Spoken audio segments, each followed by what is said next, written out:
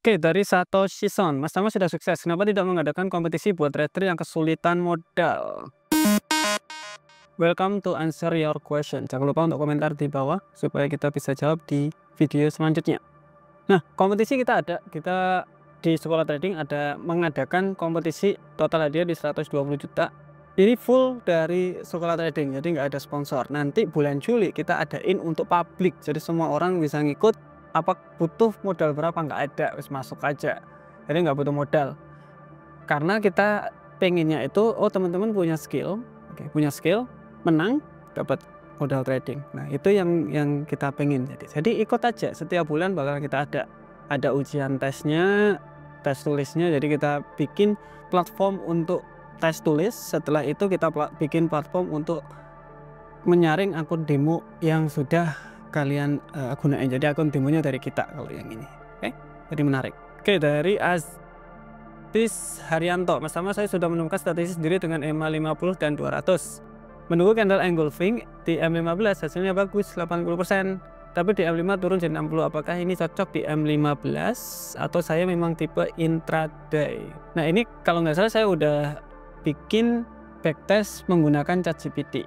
Nah strateginya ini kan kelihatan tuh, EMA 50 sama EMA 200 punya trading plan lah intinya, tapi belum di backtest. Nah ini backtestnya cuma ini kira-kira 80%. Coba di backtest pakai ChatGPT, biar ChatGPT yang backtestin strategi Anda. Ada caranya. Oke, dari Excel, please, saya pemula masih pakai sistem asal tebak, soalnya analisa salah terus. Solusinya gimana? Jadi contoh gini, kita memasukkan bola di biliar itu kalau masih baru susah juga, susah banget. Walaupun sama itu, kita mau masukin ke situ tapi nggak masuk. Kenapa? Kurang latihannya. Latihannya memang kurang. Setelah sering banget latihan, teman-teman juga lihat masukin bola itu lebih gampang. Atau kita pakai analogi badminton, guys. Ketika teman-teman badminton pertama kali mungkin kurang kenceng cemesannya. Kita terus latihan itu semakin bagus banget untuk kita bermain badminton, malah biasanya olimpiade dan lain-lain kalau memang kita serius banget di dalam sana. Sama seperti trading, kalau memang Bapak serius berarti ini latihannya masih kurang, banyakin lagi. Dari Arif Rahmadani, misalkan nih kita mau buy dan sedang bullish di USD JPY, entry 2340. Oke, ini entry buy di 2340 setelah kena support di 2412 harus di cut loss. Apa kemungkinan untuk turun? Ini support yang paling kuat gitu ya. Nah kalau udah nyampe sini apakah harus di cut loss? Apakah dibiarkan saja mengikuti contoh TP nya di 2500 atau dibiarin sampai TP? Ada dua cara sebenarnya. Ada dua cara. Setelah nyampe di area sini, area SL nya kan biasanya di sini stop loss. Ini digeser sampai naik di sini juga bisa, namanya BEP.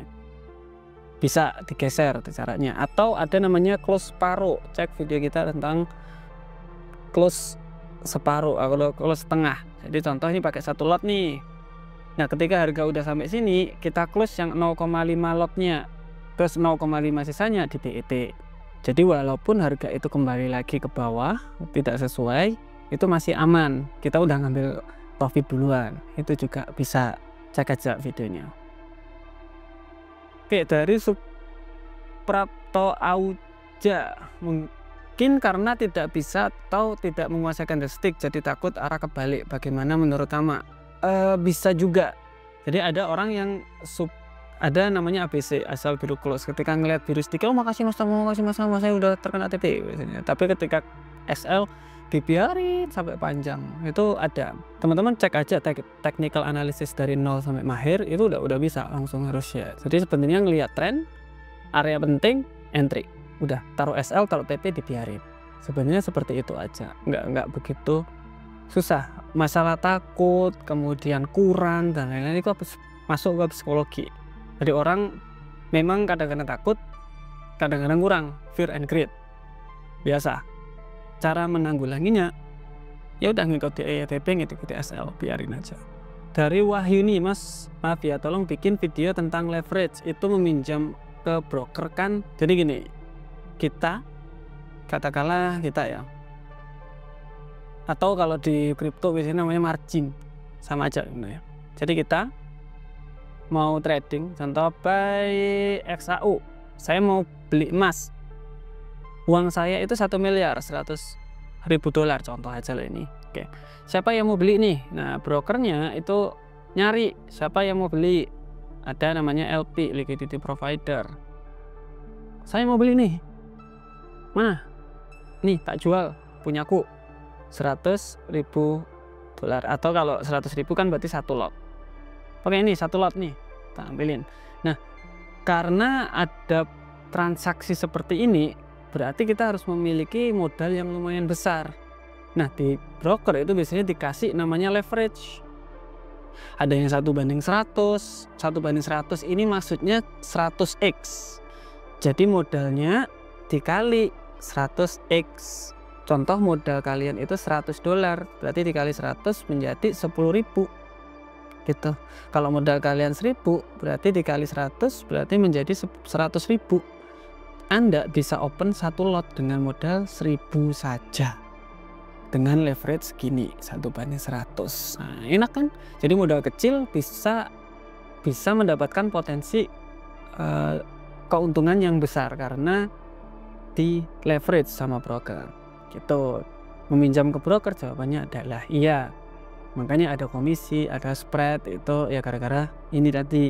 Tetapi balik lagi ketika minus, jadi kan ketika kalian itu buy posisi kemudian masih jalan tuh, karena kan penyelesaiannya nanti berjangka, nanti penyelesaian nanti belum di close, masih beli kemudian ditahan, kemudian masih minusnya sampai di modal awal atau 1.000 dolar ya di close sama broker, gak nutut nih modalmu. Loh kan tadi katanya dipinjemi sama broker 100 kali lipat, iya untuk beli. Tetapi kalau minusnya itu lebih dari atau sama seperti modalnya, ya broker nggak mau, pasti di close. Karena ketika contoh minusnya sampai minus di 1.100 gitu, yang 100-nya di sini siapa yang mau nanggung? Broker, nggak mungkin. Makanya dia langsung cut otomatis di situ. Oke, itu dari saya. See you next video. Bye bye.